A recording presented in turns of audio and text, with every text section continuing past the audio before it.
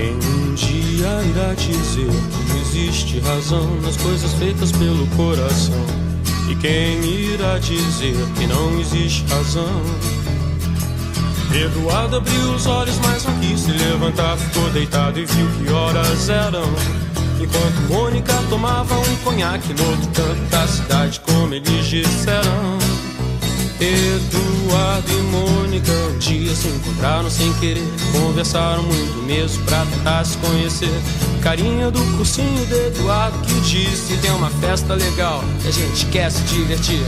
Festa estranha com gente esquisita, eu não tô legal, não aguento mais birita. E a Mônica riu, quis saber um pouco mais sobre o boyzinho que tentava impressionar.